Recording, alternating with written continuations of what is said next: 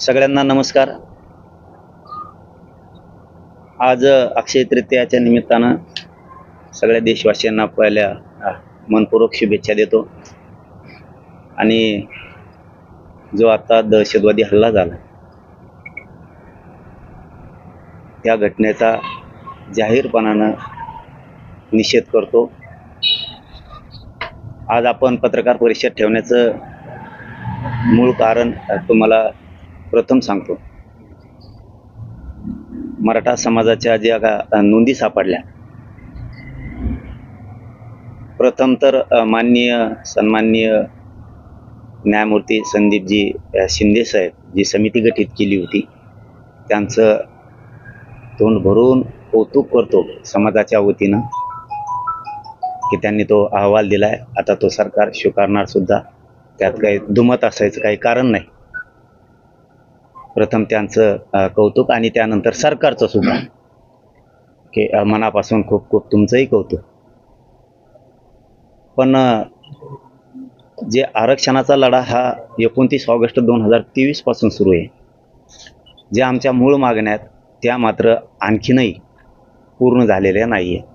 2 वर्षापासून सलग या समाजाचा संयम, स्वतःच्या लेकराचं भविष्य धोक्यात असताना, अस्तित्व धोक्यात आलेलं असतानाही या आरक्षणापायी नसल्यामुळं तरीही आम्ही 2 वर्ष होत आलेत आता 29 ऑगस्टला की संयमानं घेतो. आता 30 तारखेला जानेवारीच्या उपोषण मुख्यमंत्री फडणवीस साहेबांच्या प्रतिनिधीच्या माध्यमातून सोडलं गेलं. त्यावेळेस सांगितलं होतं की आपण सगळे प्रतिनिधी बांधव त्याला साक्षीदार आहेत आणि मराठा समाजही राज्यातला 7 करोड मराठा समाज साक्षीला आहे. 4 दिवसात 4 मागण्या ह्या तात्काळ त्याची अंमलबजावणी केली जाईल असं सांगितलं होतं. आणि राहिलेल्या 4 ते 5 मागण्यासाठी 2 ते 3 महिन्याचा वेळ देऊ असं सांगितलं होतं.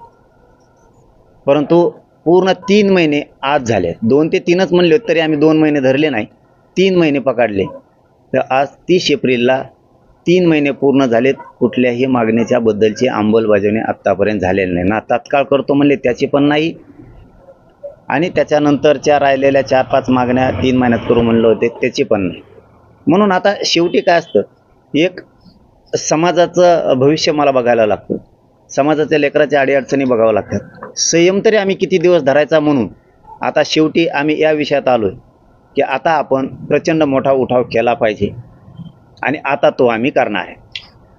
29 ऑगस्ट 2025ला 2 वर्षे पूर्ण व्हायला लागले त्या आंदोलनाला, तरीही सरकार आणखीनही दखल घेत नाहीये, कोणत्याही अंमलबजावणी करत नाहीये.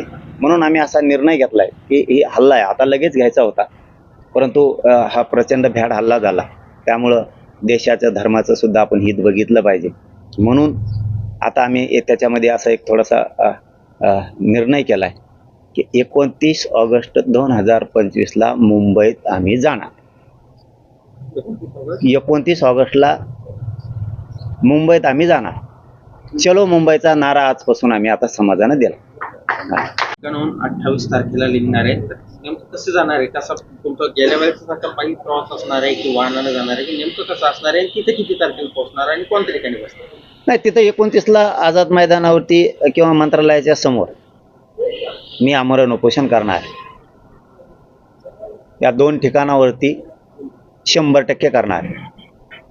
आमरण उपोषण करणारे शांततेत केल्याशिवाय माझ्या समाजाला न्याय मिळणार नाही. यांची इच्छा आहे दंगली झाल्या पाहिजेत, माझी इच्छा आहे राज्य शांत राहिलं पाहिजे आणि शांततेतच मी माझ्या समाजाला मिळून देतो. समाजाला सांगतो रुसू नका. बरं झालं तुम्ही तो प्रश्न विचारला, रुसू नका. मी उपोषण केलं की तुम्ही रुसता, अजिबात रुसायचं नाही. तुमच्या लेकराच्या हक्कासाठी मी लढतो. उलट तुम्ही ताकदीनं आलं पाहिजे, स्वाभिमानी वागायचं. आपल्या लेकरा बाळाचं वाटोळं नाही झालं पाहिजे. कडवट वागायचं, कडवट. शांत राहायचं पण भित्र नाही राहायचं. धाडशी वागायचं सगळ्यांनी. हे 28ला अंतरवालीतून मी निघणार आहे. मार्ग मी 1 ऑगस्टला सांगतो कसा मार्ग असणार आहे. 1 ऑगस्टला सगळे आंदोलनाचे टप्पे, पुढची दिशा सगळी पाडणार आहे 1 ऑगस्टला. म्हणजे त्यांना ती तयारी करायला फक्त आज 1 पासून तयारी, आजच तयारी 1 सुरू. चलो मुंबई 29 ऑगस्ट सुरू. आजपासून ते सुरुवात. तयारी करायची, मला 28ला फक्त नेऊन सोडा. जेवढ्याला ते बी कामं बुडून नको, जेवढ्यांना शक्य आहे तेवढ्यात. मी खंबीर आहे तुमच्या लेकरा बाळासाठी. मला माहिती आहे लोकांना काय म्हणायचं तर म्हणू द्या. आणि ते बरळवाडी पाहिजे बी बरळायला, लोकांना काय म्हणत महासमाज माया मागे मला पक्क माहिती. 7 कोटीतला एकही हटत नाही. भाजप मधला मराठा सुद्धा नाही. कारण भाजपच्या मराठीचं पोरायला काय आरक्षण नाही पाहिजे का? होय रे, तुम्हाला नोकराला नाही का लागायचं? तुमचे पोरं शिकायचे नाही का? तुमच्या पक्षाची सत्ता आली म्हणून काय आरक्षण नाही पाहिजे त्यांना शिकायला, असं आहे का? भाजपच्या मराठ्याची सत्ता आल्यावर त्यांचे लेकरं आपोआपच डॉक्टर होते, आपोआपच इंजिनियर होते. उकंड्यावर कुत्रं मुतल्यासारखं छत्री उगती का आपोआप? असं काय आहे का? भाजपच्या मराठ्याला, शिवसेनेच्या मराठ्याला, काँग्रेसच्या मराठ्याला काही गरज नाही आरक्षणाची. नुसती सत्ता आली तर त्यांचे पोरं इंजिनियर होते, डॉक्टर होते, आर्किटेक्ट होते, त्यांचे पोरं IPS IAS दर्जाचे अधिकारी होते, क्लास 1 क्लास 4 अधिकारी होते, तहसीलदार होतो ऑटोमॅटिक, कलेक्टर ऑटोमॅटिक होतो, PI EPI ऑटोमॅटिक होतो. असं काही आहे का? आरक्षण लागणारे लेकरा बाळाला. भाजपमधल्या सगळ्या मराठ्यांना सांगतो, तुमचं एक दिवस राजकारण आता 29ला, आता 4 महिने जातीसाठी त्या लेकरासाठी स्वतःच्या. भाजपमधल्या, शिवसेनेतल्या, राष्ट्रवादीतल्या मराठ्यांना सांगतो, आता तुमच्या लेकरासाठी जातीसाठी लढा, त्यांना मोठं करा. तुमची सत्ता आली म्हणजे तुमचं लेकरू IPS नाही बनणार, IAS नाही बनणार. त्यासाठी आता जात हे बघा कसं करता ते, हाय का नीटच्याच माग घालायला त्याला.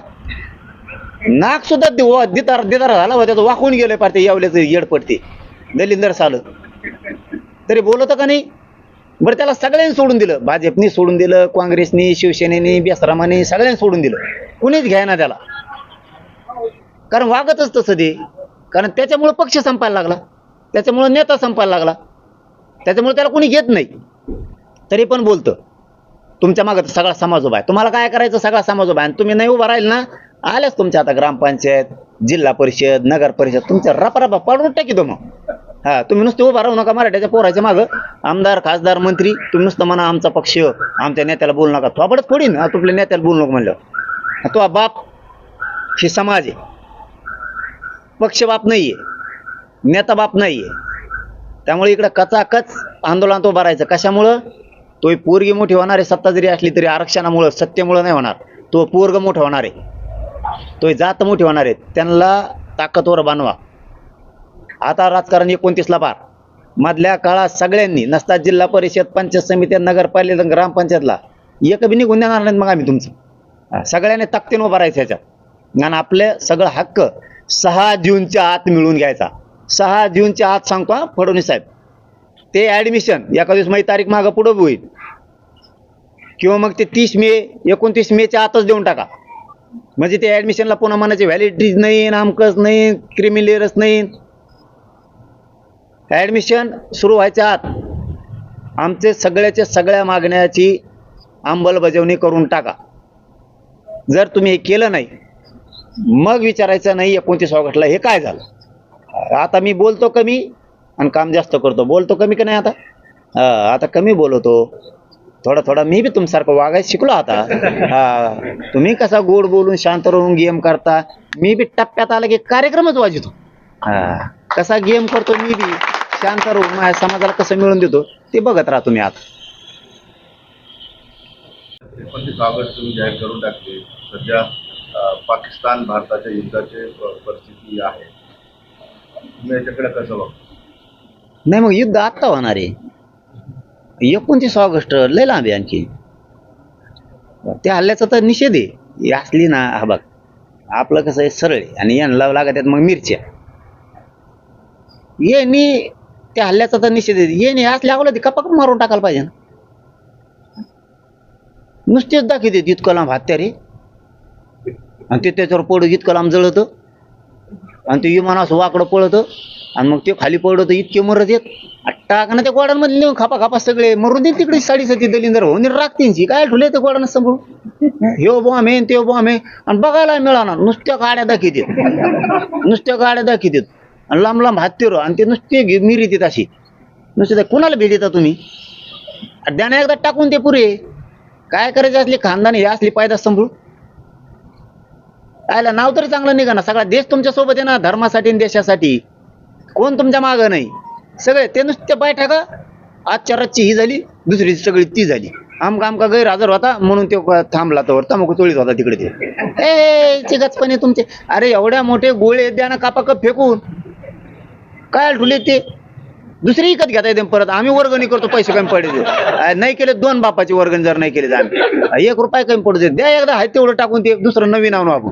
ते जायचं कुजून त्याला लागायचं भुंगेन तिकडे गेल्यावर नाही फुटल्यावर ते मग काय करायचं. टाका कापा कपचे ठेवू नका दाखायला नुसते. आम्ही सगळे सोबत येत तुमच्या. असले नाही ठेवायला पाहिजे ते उगा नुसतं बडबड करून नाही चालत बाबा. एखादी बार कणखर वागायला लागतं.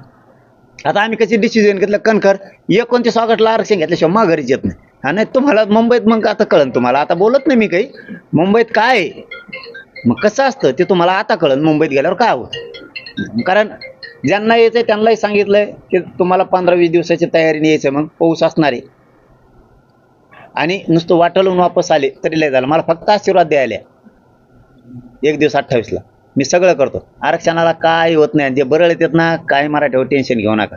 तुमचे लेकराला आरक्षण मिळालंय न मिळणारं 70 वर्षातलं न मिळणारं आरक्षण मिळालंय तुमच्या लेकराला. तुम्हाला आता कायमचे हॉस्टेलही होणार आहेत टेन्शन घेऊ नका. कायमचे आयुष्यभर पिढ्यानपारासाठी उभा लेकी बाळीसाठी विद्यार्थ्यांसाठी पोरापोरींसाठी ते उभा करून द्यायचे. 1 रुपया बी लागला नाही पाहिजे. तालुक्यात पाणीही शेतकऱ्यांना मिळणार आहे. मालाला भावही मिळणार आहे. मला फक्त एका टप्प्यात जाऊन द्या. धनगराला बी कसं काय आरक्षण मिळत नाही ते बी बघतो. मुसलमानाला बी कसं मिळत नाही तेही मी बघतो. तुम्ही काय काळजी करू नका. एकदा आपण बोललो ना बोल. आपण विरोध करायसाठी नाही आंदोलन करीत. ते काहीला नाद असतो. जातीत भांडणं लावून द्यायचे मोघम आंदोलन करायचे. तो बघ ना तिकडं देवारा की झालाय ते मागणं आरक्षण ते मागावा. त्या गोरगरीब बिचाराला मिळून द्यावा. फडणवीस साहेब किती दिवस झाले धनगराची पहिली कॅबिनेट घेतो म्हणली होती तुम्ही एसटी आरक्षणाची. दिलं का त्या बिचारा गोरगरिबांना. संभळीत असते ना मेंढ्या जनावरं डोंगर दऱ्यात कामं करीत असते ऊस तोडीत असते ना. थोडीफार तर लाज असली पाहिजे राव. 4 जणाला गोड बोलायचं नेत्याला नुसतं आणि आमच्या अंगावर सोडून द्यायचं एवढं जमतं का फडणवीस साहेब तुम्हाला. त्यांच्या महामंडळाचं काय त्या टायमाला नुसत्या घोषणा लाडकी बहीण महामंडळ ह्या जाती घेतल्या त्या जाती घेतल्या शेतकऱ्याची कर्जमाफी केलं का काय. किती हाल केले लोकांचे. मिळू द्या गोरगरिबांना जर आरक्षण मिळालं तर त्यांचं तरी कल्याण होईल ना. नुसतं आम्हाला सांगून देता आणि तुम्ही मोकळे होता हे चांगलं नाही तुमचं. कारण त्या सुद्धा समाजात गरिबाचे लोक आहेत. फडणवीस साहेब तुम्ही त्यांच्या काही नेत्यांचा राजकारणासाठी मराठ्यात आणि ओबीसीत फूट पडण्यासाठी वापर करायचा बंद करा. नेत्यांनी सुद्धा समजून घ्या. आपली जात बघा. त्यांना मिळून देण्यासाठी काम करा. आम्हाला कुठं विरोध करीत बसता आणि आम्हाला विरोध केला नाही मागं सरकारणार आहेत का. आम्ही एकटेच 50-55% आहेत. काही होत नाही कोणाचं. 29 ऑगस्ट आता चलो मुंबई.